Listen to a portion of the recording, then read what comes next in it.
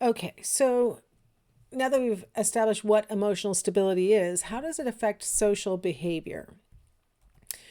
So let's start off with problems of everyday life. We all have little stressors that annoy us and that we have to deal with. The line is longer than we expected, so now we're going to be late to class or work. Our tire goes flat. Just like little things, problems of everyday life that happen that we have to cope with. So if a person has a tendency towards emotional instability, when they confront problems of everyday life, they're more likely to experience personal distress, like they're very upset by these just everyday problems. They're more likely to have negative reactions to these everyday problems where they maybe get really frustrated or angry or cry. They may distance themselves from others, the very people who might be able to help them with their everyday problems, but they, sort of get up maybe through their negative reactions or the intensity of their distress. It may cause other people to distance from them. They may engage in more self-blame. Oh, I'm so stupid. I should have known this was going to happen. This always happens to me. These kinds of things. They may express hostility, which we're going to talk about this more as the class goes on. But the trait of hostility is one that is has been shown to be the most damaging to our physical health. It's been associated with heart problems and other kinds of things. It causes a lack of problem focused coping. So they're so upset about the fact that a problem happened and how they're reacting and whether they should have gotten into this problem in the first place that they can't figure out, okay, but what am I going to do about this problem? Like, how am I supposed to cope with this? I need to come up with a game plan, and they have difficulty doing that. And they may select difficult situations repeatedly because they are not able to notice, like, what are the patterns that are causing me to continually be in these situations that are causing this bad outcome. So emotional instability can lead to a lot of really negative kinds of effects from just something as simple as everyday problems. Loneliness and emotional stability. So people who are emotionally unstable and experience loneliness, they may have started out just seeking solitude. They're like, I have these emotions that switch and stuff like that, and it can cause me to get into arguments, or everybody else is so annoying. And so they may start off by seeking solitude. They may have driven others away through their behaviors because their emotional instability is difficult for people to handle. And that causes other people to sort of leave them. Emotional instability oftentimes can cause the person to adopt more pessimistic views of their situation. So instead of saying, I'm seeking solitude, they say, I'm lonely. Like they feel like they wish other people were there, but they don't know what to do about it, and things like that. With interpersonal intimacy, having friendships and being romantic and these kinds of things, what you find is that people who experience emotional instability tend to not get as intimately connected to their friends and their loved ones as people who have more emotionally stable personalities. They tend to make less eye contact than people who are more emotionally stable. And eye contact is important for picking up what other people are experiencing, what other people might be feeling. That would then allow us to like adjust our behavior, adjust our tone, things to make sure that the other person isn't, driven away. So by maintaining less eye contact, we don't get that opportunity to maybe adjust our behaviors. People who are emotionally unstable are more likely to stare when they're maintaining eye contact rather than, a person who's more emotionally stable. They'll look a person in the eye, then they look away, then they look somebody in the eye, then they look out the window, and they kind of move around. They're kind of just checking in with the person that they're talking to. A person with emotional instability is more likely to, really intently stare, like, are you getting me? Are you understanding what I'm saying? And it can make the listener very uncomfortable. And so that makes, again, an opportunity to like drive others away through the behavior. And then with marital stability, it is the best personality predictor of divorce. If one member of the couple is more emotionally unstable, there's a much higher probability that the marriage will end in divorce than if both members have emotional stability. So it's the best predictor. Now, it's not a guarantee. All the things I just listed here, all I'm saying is that we see these things more often in people who are emotionally unstable. It is not the case that people who are emotionally unstable always act like this or always feel like this. and are always going to end up divorced. Like, that's not what I'm trying to say. I'm just saying on average, we see these connections. All right, let's shift gears into something else that is very strongly thought to be biologically based, and that's the degree of introversion, extroversion that a person has. So I spelled introversion very specifically on this slide because that's the spelling that Carl Jung used. You're going to notice that it's spelled differently when we talk about it from Eysenk's perspective. So Carl Jung was really the first one to describe this dimension of personality, this introversion, extroversion dimension. And the way that he defined introversion was that the person directs their psychic energy inward toward their self. And I meant to say that like to their self, like their ego, toward their own thought processes and towards their own fantasies. So their psychic energy that, could be used for socializing or whatever is more satisfyingly directed inward, and to their own personal thoughts, their own personal preoccupations, these kinds of things. Whereas the extrovert, they direct their psychic energies outwards, toward others, toward activities, towards experiences. Now, interestingly, Jung thought that the introvert approach was the better approach. That, if you have enough going on inside yourself, you don't need all this stuff going on outside yourself. He looked at it like an advantage. So if you're hearing this and you're like, wait, I thought introverts were like, that wasn't the advantage position or whatever. That's a more modern, later take.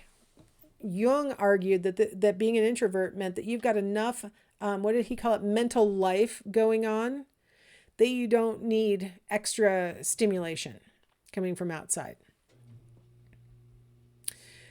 So I thought it would be kind of fun to use a measure of introversion that is called the cheek and bust scale.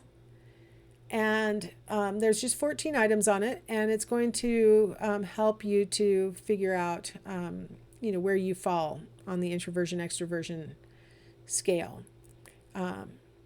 I actually spelled in my mind extroversion differently because we're making a little shift here away from Jungian concepts.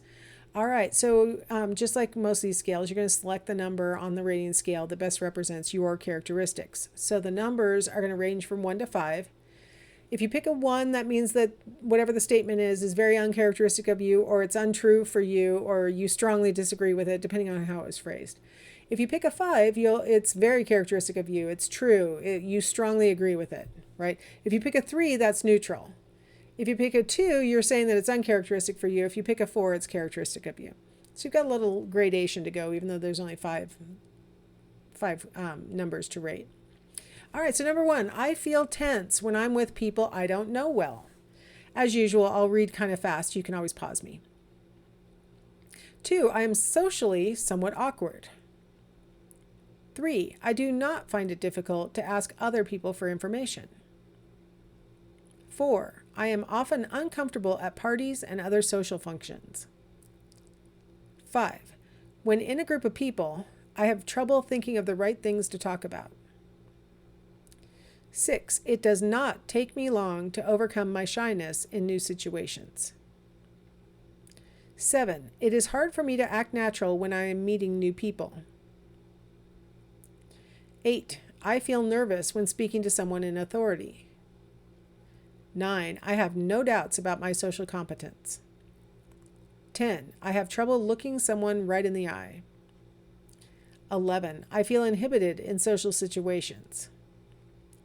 12, I do not find it hard to talk to strangers. 13, I am more shy with members of the opposite sex. 14, during conversations with new acquaintances, I worry about saying something dumb. All right, so pause it if you need to go back, rewind, whatever. I'm going to assume that you are ready to go, and let's score your scale.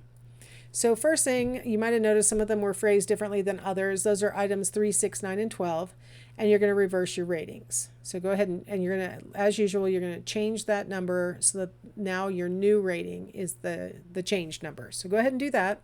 I'm going to assume you're back. Now that you've done your reversed ratings, sum up your score for all 14 items. So using the reverse ratings for 3, 6, 9, and 12, the original ratings for the remainder, sum them all up and you'll get a number. Cheek and Bus tested this out on a college sample, and they said that the average score was 36. So that gives you a little bit of an idea where you could score. I thought you might find this interesting. The scoring guide for administration to students says, keep the handouts anonymous. The shy students will naturally be embarrassed. That's a big change from, Jung saying that it's actually an advantage to be introverted. So clearly we're not talking about shyness and introversion as Jung talked about it in the same breath here, are we? Because shyness is different from introversion. Introversion, you have an active mental life and don't need external stimulation.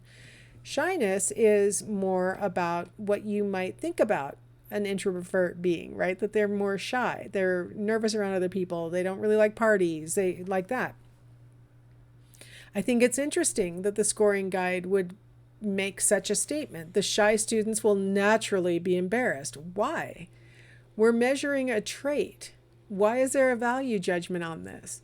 But if you are a shy person, you know why they said that, don't you? Because there is judgment, and especially the American society. Here in the U.S., we value boldness and assertiveness, and a person who is shy knows that other people are aware of their shyness. If you are a shy person, you'll probably agree with me when I say that a lot of times people treat shy people as if they are stuck up, right? If you've ever heard that phrase, conceited. A lot of times people who are shy, because they're quiet, other people think it's because the shy person is being judgmental. When they're not, they're judging themselves. They're not judging other people, they're judging themselves. So there are a lot of misunderstandings about what it means to be shy. I think a lot of times a shy person thinks they're the only person who's shy in the group, when a lot of people are probably feeling very similarly. But when you are the shy person, you feel almost like there's a spotlight on you, and that everybody else is saying, wow, look, that person doesn't even know how to make chit chat, or those kinds of things. So having said all that, let's move into how iSync probably had a huge influence on the modern conception of introversion being kind of a negative. He popularized the concept of introversion, extroversion, and he used a technique called factor analysis, which means he asked a whole bunch of questions, and then he looked to see which ones were answered similarly by individuals, and he came to the conclusion that these questions all were about being introverted or extroverted. He defined this very differently than Jung. He said that extroverts, he being iSync, said that extroverts were sociable, lively, active, assertive, sensation-seeking, carefree, dominant, surgent, and venturesome. So you see a lot of activity in his definition. I feel like for me, I hope that by telling you this story, you'll start to be thinking about personality theory as something that you can very easily say, well, you know what, I kind of disagree with some of this. I feel like for my personal self, Jung's definition of introvert sounds very much like me. I have a lot of thoughts going on inside my head. I'm working on a paper in my head. I've got appointments to keep and thoughts to do and like that. And so for me, I don't tend to seek out a lot of socializing opportunities. I don't say, hey, let's go to a big noisy nightclub. I don't tend to like those things because I already got enough stuff going on inside my head. But I'm very sociable. So I feel like this one part of iSync's definition of extrovert, that applies to me. I'm not very sensation seeking. I am very assertive. Parts of his definition describe me really well, but I feel like overall Jung's definition of introversion describes me perfectly. But I have the sociability. Now, some additional researchers, the ones who developed something called the Big Five inventory, which we'll talk about in another chapter, added the idea that extroverts experience more positive emotions than introverts do. And they also argued that introverts are less exuberant than extroverts are. So they added a little bit of more detail to this concept of extroversion than Eysenck had initially included. But hopefully you're thinking to yourself, well, parts of Jung sounds right, or parts of Eysenck sounds right to me.